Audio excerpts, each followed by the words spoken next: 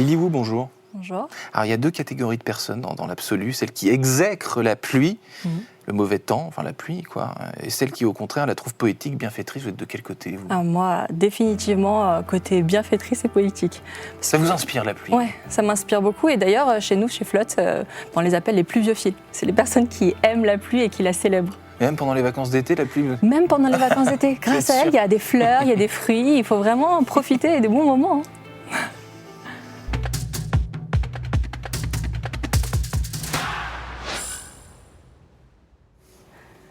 Bonjour à tous et bienvenue au Talk Décideur du Figaro, avec aujourd'hui Lily Wu, qui est une adoratrice de la pluie et qui est cofondatrice de Flotte, étonnamment.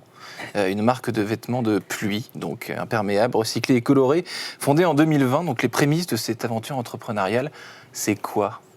Alors c'est un constat, je sors sous la pluie, je vois tout le monde habillé en gris, en noir, en kaki, tirer la gueule, je me suis dit bon, il pleut, je les vois, ils sont tristes. Ils flottent, les Français disent. Exactement, ils flottent, et je me dis il faudrait ramener un peu de joie, un peu de bonne humeur, mettre de la couleur dans les rues, et se dire c'est grâce à elle qu'il y a des belles plantes, des végétaux, il faut la célébrer, et du coup je me suis dit on peut passer par la mode, c'est un objet du quotidien, et c'est comme ça que c'est venu. Donc les prémices de cette aventure, c'est ils flottent, vous êtes dans la rue, Exactement. Et tout le monde est sinistre, et tout est noir, gris, machin, et vous vous dites... Je veux apporter ma touche de couleur dans ce paysage.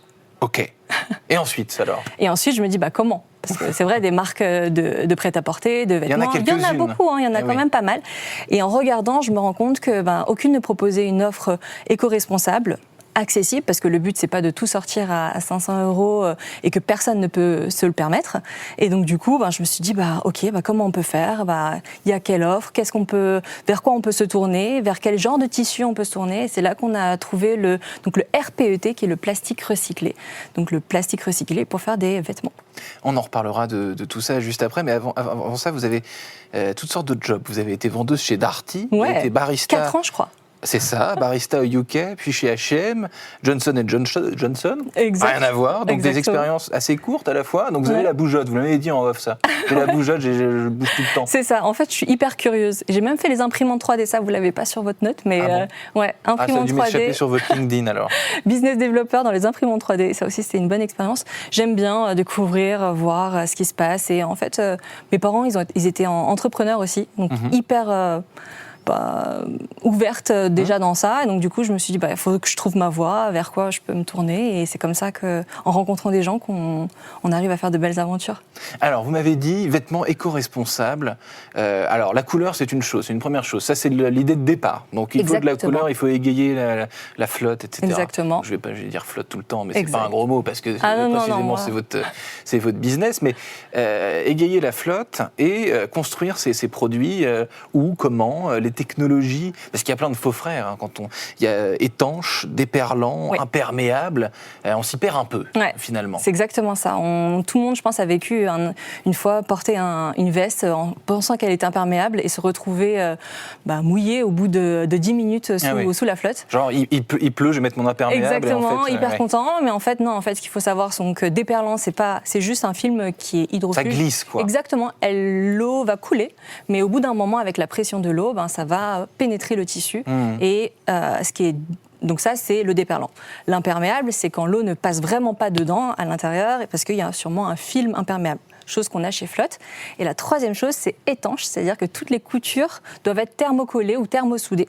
Parce qu'en fait, une machine à coudre, c'est simple, ça perce des trous partout et l'eau, elle passe à travers. Si elles ne sont pas thermosoudées, exactement. Donc là, nous, chez Flotte, on a le film, le déperlant sur le tissu extérieur et le thermocol sur les coutures.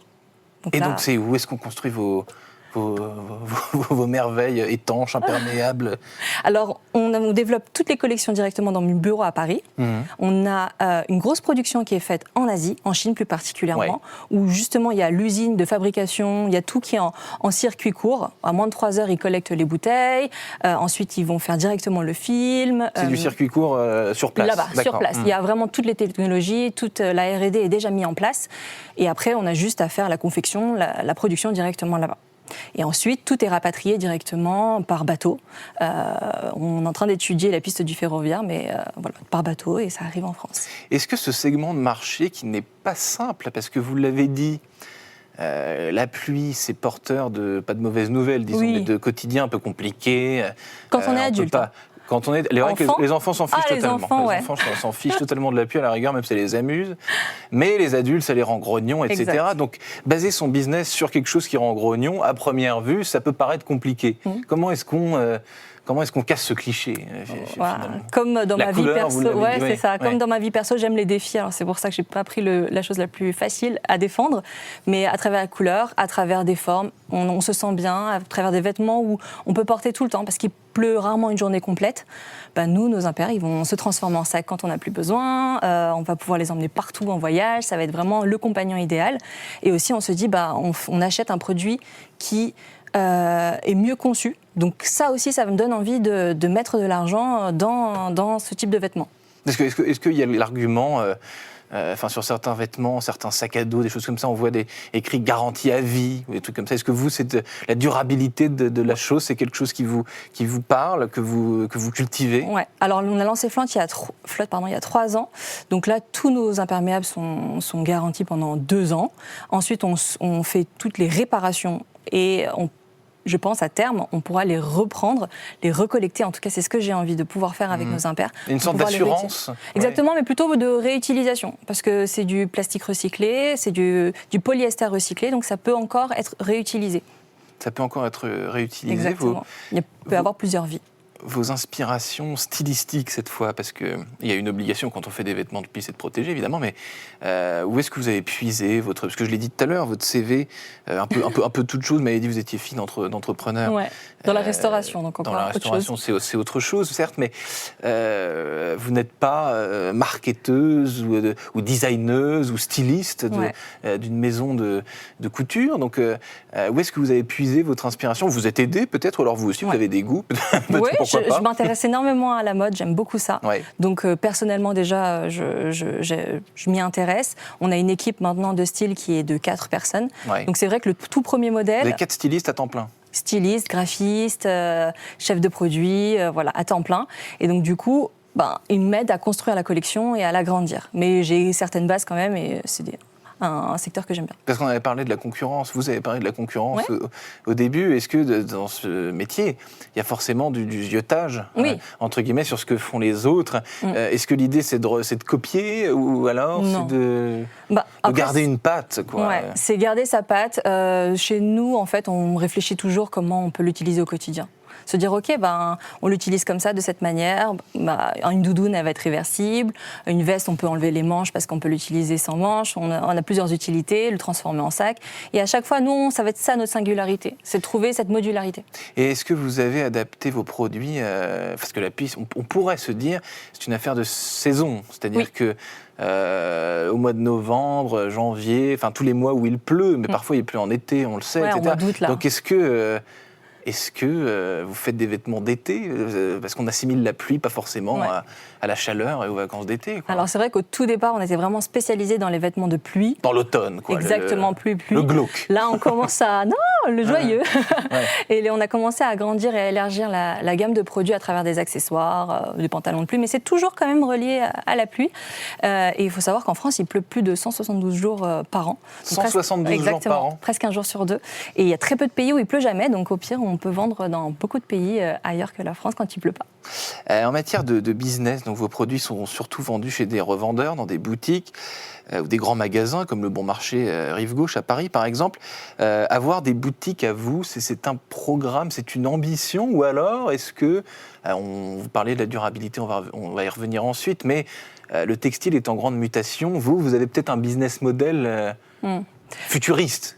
Alors non, je pense que les vêtements, c'est important de les essayer, donc ça reste du physique. Il faut des boutiques, il faut des endroits. Il faut des boutiques, donc là, Donc c'est pas uniquement web, quoi. Non, la première porte d'entrée, c'était donc nos revendeurs, Conchéri, qui nous ont aidés depuis le départ. Donc là, ça fait une grosse partie du business. La deuxième, c'est le site internet, où on peut faire les échanges, on peut faire les remboursements, etc. Donc on peut aussi le tester chez soi.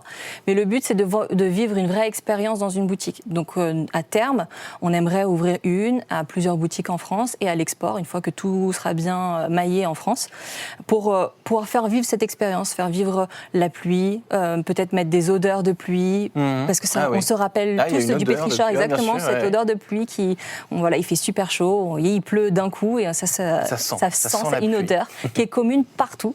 Donc c'est ça qui est bien, on a envie de faire vivre cette expérience et ça passe par le retail. Donc on ouvrira à terme des boutiques retail. Ouais. On a fait plein de pop-up d'ailleurs déjà. Des pop-up, etc. Et j'imagine des lieux... Oui, des boutiques éphémères, au BAB2, à Printemps de Rennes, on en a fait plein. Est-ce que vous avez eu la curiosité de regarder le business de la flotte dans les différents continents ?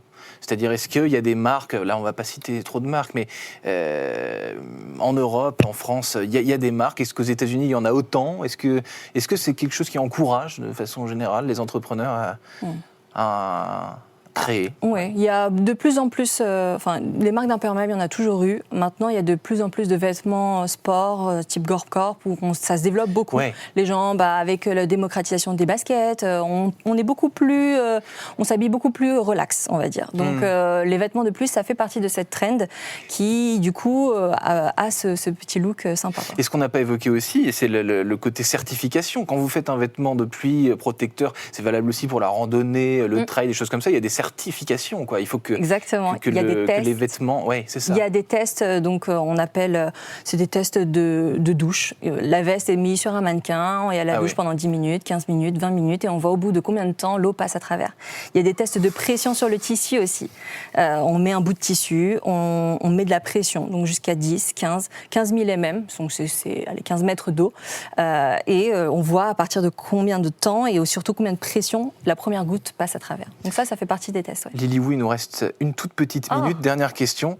On parlait de durabilité tout à l'heure. Aujourd'hui, on sait qu'il y a de plus en plus de marques, de grandes marques, même des enseignes qui sont en difficulté, en faillite, etc. Est-ce que vous avez une recette pour que votre marque, qui est jeune, finalement, soit pérenne ? Je pense que c'est l'écoute des consommateurs, l'écoute des jeunes, s'intéresser à tout. C'est ça, en fait, c'est l'évolution. C'est ça qui est important. Et je pense que beaucoup de marques qui sont en train tout l'univers qui est en train de changer un petit peu dans le textile, c'est parce que peut-être elles n'ont pas assez écouté les gens autour. C'est plus difficile d'écouter quand on est Exactement. Énorme. C'est sûr. Et ça prend beaucoup plus de temps. Ouais. Garder l'écoute, et puis on a déjà sa propre image, on a déjà un peu sa clientèle, et c'est évoluer avec elle, comprendre si elle a des nouveaux besoins, et ne pas rester toujours enfermée. Je pense que c'est ça, une des clés de succès. On en reparle dans 30 ans. Exact. Rendez-vous pris. Lily Wu, vous êtes cofondatrice de Flotte, donc une marque de vêtements, comme son nom l'indique, qui concerne la pluie qui est poétique, vous nous l'avez dit. Peut-être les téléspectateurs, peut-être les avez-vous conquis ? J'espère. On verra ça plus tard. Merci infiniment d'avoir répondu à mes questions pour le Talk Décideur du Figaro. À très vite. Merci.